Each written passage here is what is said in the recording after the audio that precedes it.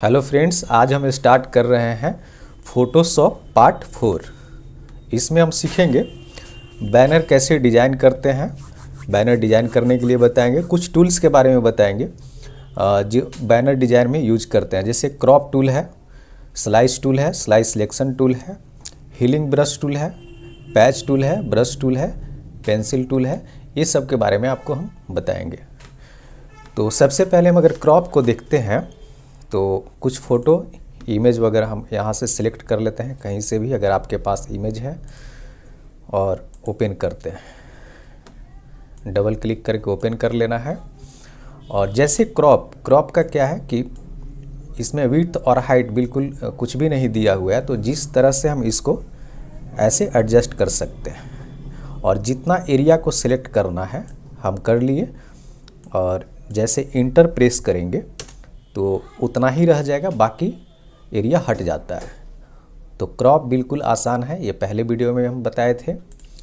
अब इसमें हम देखते हैं आगे में कि जैसे एक और कोई पिक्चर है, और अगला है इसमें स्लाइस टूल।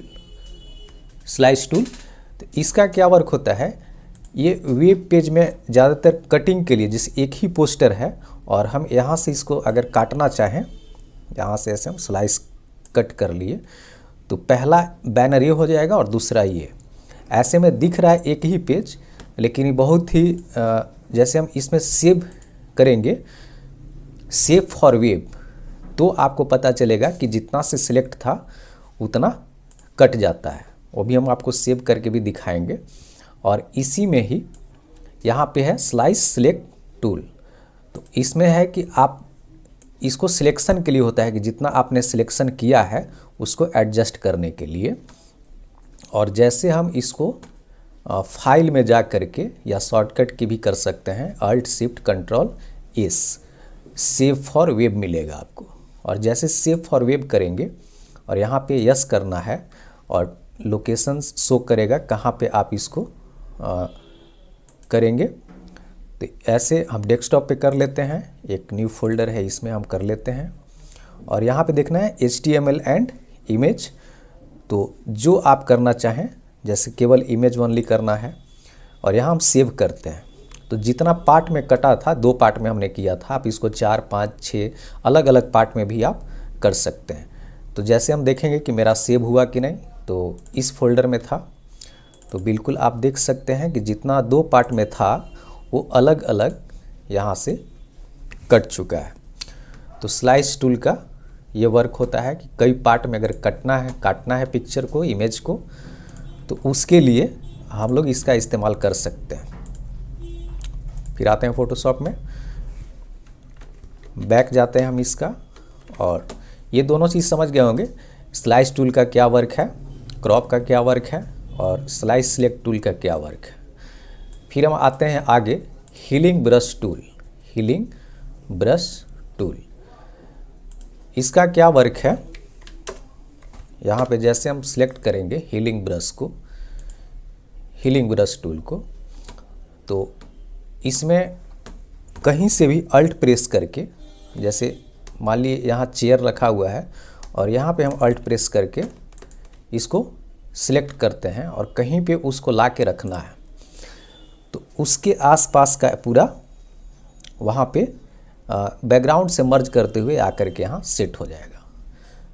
तो जहाँ से भी क्लिक करते हैं, जैसे मान लीजिए यहाँ इतना पार्ट को उठाना है, इसको आप राइट ब्रैकेट से इस ब्रश को छोटा बड़ा कर सकते हैं, इसके स्पेस को इस तरह से। लेफ़्ट ब्रैकेट से छोटा होगा, राइट ब्रैकेट से इसका साइज बड़ा होता है। तो जैसे हम यहाँ पे क्लिक कर लिए और यहाँ पे ला के रखना है, तो इसका ये आसपास का एरिया लेते हुए वो यहाँ पे इस तरह से सेट हो जाएगा। तो इसका वर्क यही है हीलिंग ब्रश टूल का। और इसमें नीचे आता है एक पैच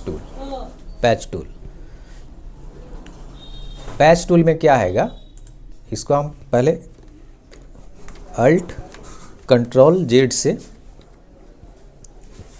इसको हम बैक चल जाते हैं।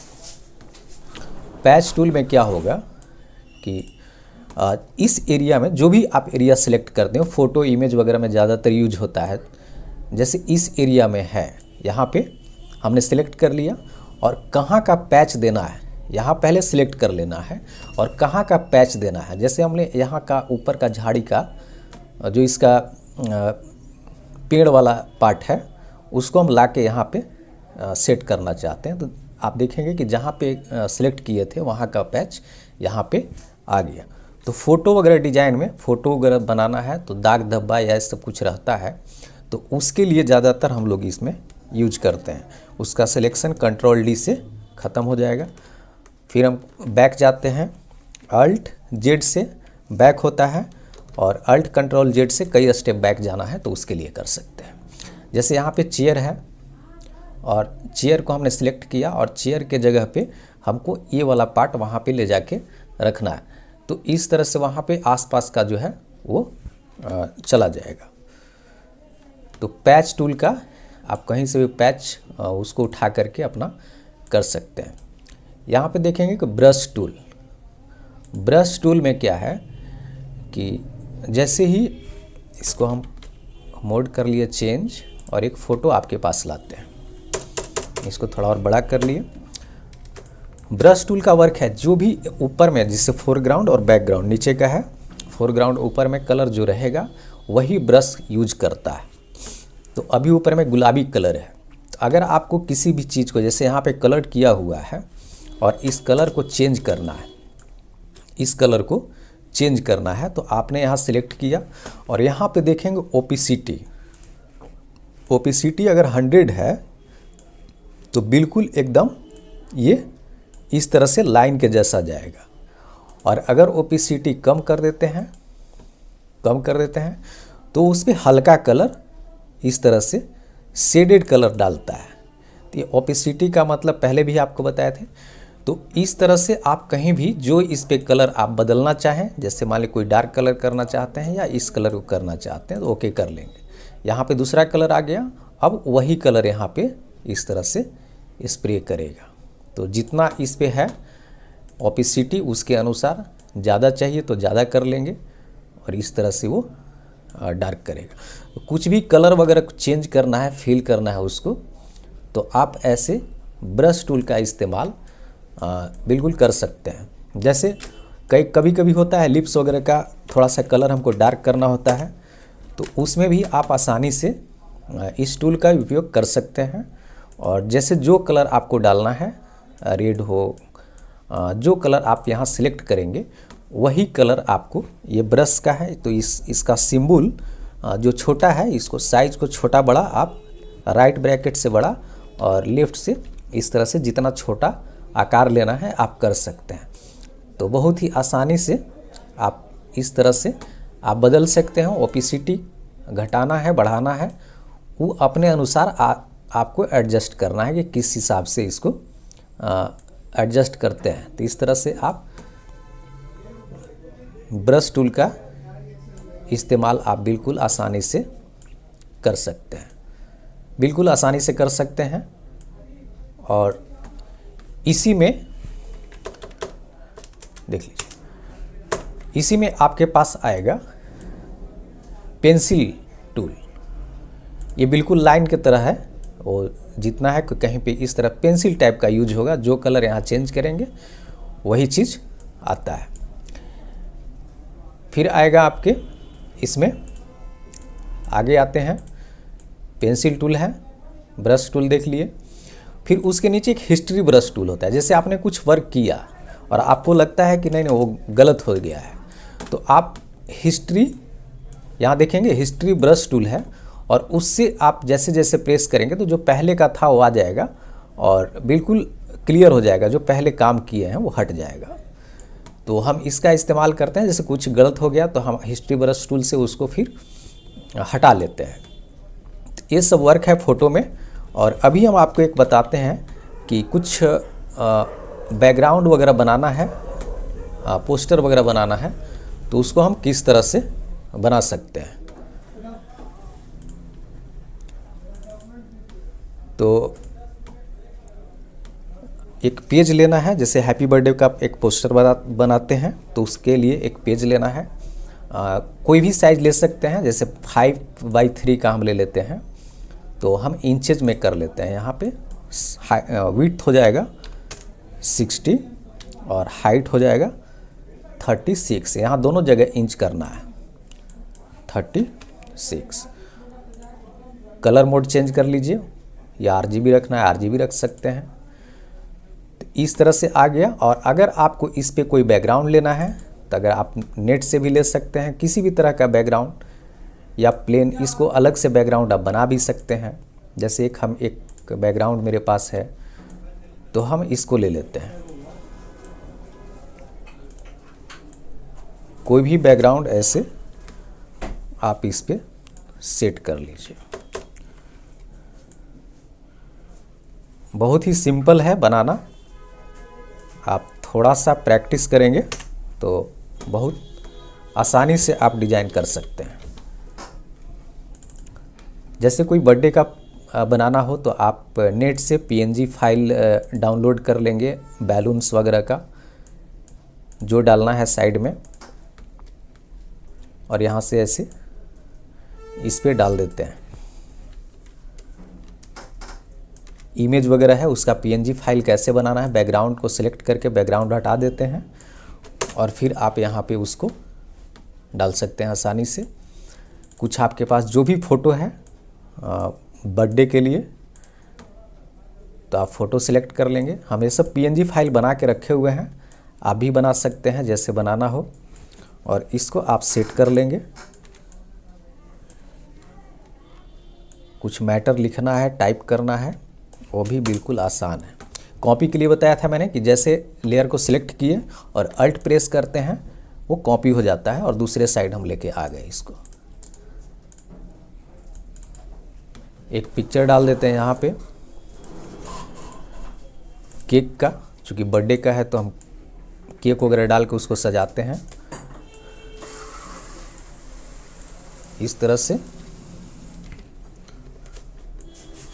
और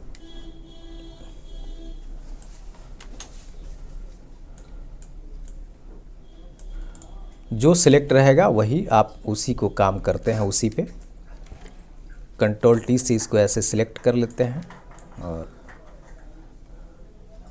जहाँ एडजस्ट होने लायक है वहाँ पे आप कर लीजिए। और लिखना है हैप्पी बर्थडे, हैप्पी बर्थडे। इसको भी थोड़ा छोटा कर लें।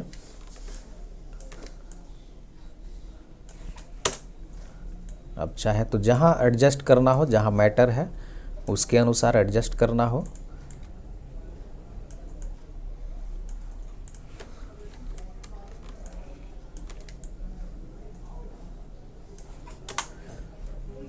टेक्स्ट के लिए टी है, टेक्स्ट के लिए यहाँ पे, और हॉरिजॉन्टल टाइप जो टूल है टी उसको बोलते हैं, टी से सिलेक्ट हो जाता है वो। और यहाँ पे कलर जो है वही उसी कलर का वो टाइप हो जाएगा। जैसे यहाँ कुछ भी हम रफ टाइप किए और इसको हम सिलेक्ट कर लेते हैं। अब देखिए जो ऊपर में टेक्स्ट का कलर है वही कलर आता है, बाद में आप इसे चेंज भी कर सकते हैं। तभी हम इसको वाइट कर लेते हैं, ओके। और यहाँ पे लिखते हैं हैप्पी बर्थडे,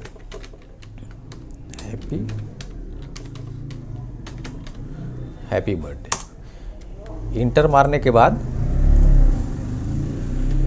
इसको Ctrl T से सिलेक्ट करना है। इंटर मारने के बाद Ctrl T से सिलेक्ट करना। आप देखेंगे यहाँ पे एक चीज़ का राउंड करना है तो उसमें हम कैसे कर सकते हैं वो अभी आपको हम बताते हैं। सबसे पहले टी से इसको सिलेक्ट कर लेना है, Ctrl A से सिलेक्ट हो गया पूरा। आप यहाँ से भी ऐसे कर सकते हैं। और ऊपर में देखेंगे यहाँ पे तो आपको क्रिएट वार पे टेक्स्ट आएगा। तो यहाँ पे स्टाइल दिया हुआ, अभी नन है तो कोई स्टाइल नहीं है।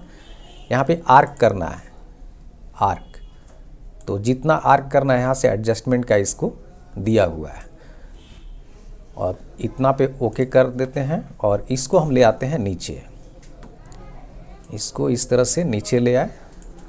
आप अपने अनुसार बिल्कुल इसको एडजस्ट कर सकते हैं, कलर कर सकते हैं। हम टोटल टूल्स के बारे में आपको एक बार और बता देंगे। अभी हम रफली एक बैनर बना के दिखाते हैं, क्योंकि आप टूल्स के भी जानकारी हो और काम करने के लिए भी आप आसानी से सीख सकते हैं। ये सब इस तरह से एडजस्ट करना है और टाइप किए, फिर नाम वगैरह जो देना है यहाँ पे, तो हम नाम दे देते हैं।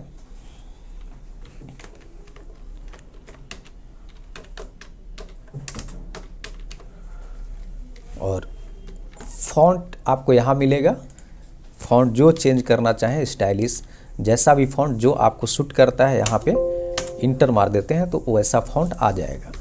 कलर के लिए है तो कलर के लिए पहले सिलेक्ट कर लेते हैं और यहाँ से आप इसका कलर जो इस पर दिखे बैकग्राउंड से, बैकग्राउंड डार्क है तो कलर लाइट थोड़ा दिखता है, और Ctrl+T से सिलेक्ट करके और इसको ऐसे कॉर्नर से मूव भी कर सकते हैं। तो हैप्पी बर्थडे शोभित, तो इस तरह से आपका पोस्टर रेडी हो जाएगा। अब इसको है जैसे हैप्पी बर्थडे वाला है तो यहाँ पे लेयर में देखेंगे तो यहाँ पे जैसे सिलेक्ट करते हैं तो इसको 3D डिज़ाइन आप बिल्कुल कर सकते हैं। इसको हम थोड़ा और आपको बड़ा करके दिखा देते हैं। Ctrl+ से ये बड़ा होते जाएगा और आप इसमें देखेंगे कि इसको हम कैसे अलग अलग डिज़ाइन पे, तो यहाँ पे है सबसे पहले स्ट्रोक और believe and emboss, bevel and emboss. तो इसको यहाँ पे क्लिक करेंगे और देखेंगे इस तरह से इसको आप एडजस्ट करके 3D लुक बिल्कुल दे सकते हैं, बिल्कुल 3D लुक दे सकते हैं। दो डुअल कलर करना है या और भी अलग अलग कलर करना है तो आप यहाँ से सिलेक्ट करते हैं। इसके बारे में हम भी पूरा बता देंगे, लेयर स्टाइल में क्या क्या वर्क होता है सब बता देंगे। अभी केवल सिंपल इसी रूल से आप भी बना सकते हैं, जैसे जैसे अभी बनाए इस तरह से आप भी बना सकते हैं। आउटर ग्लो देना है तो ये सब के बारे में डिटेल से हम बता देंगे दूसरे वीडियो में। अभी हम केवल आपको एक शॉर्टकट बना के दिखाते हैं कि आप इस तरह से आप अपना बर्थडे का पोस्टर वगैरह आप आसानी से तैयार कर सकते हैं। टूल्स के बारे में भी बताएं और इस तरह से आपका बैनर रेडी हो जाएगा। और साइज भी लेना है और प्रिंट के लिए, प्रिंट के साथ तो आप ऐसा पोस्टर आसानी से बना सकते हैं। तो आज के वीडियो में इतना ही। अगले वीडियो में हम सारे टूल्स के बारे में और भी टूल्स इसमें हैं उसके बारे में बताएंगे और कैसे कैसे वर्क करना है टूल्स को लेकर के, पोस्टर बैनर सारे चीज़ें का वो भी आपको बताएंगे। तो आज के लिए इतना ही। अगर चैनल को आपने सब्सक्राइब नहीं किया है तो ज़रूर कर लें ताकि नए नए वीडियो आप आसानी से देख सकते हैं। तो आज के लिए इतना ही, धन्यवाद।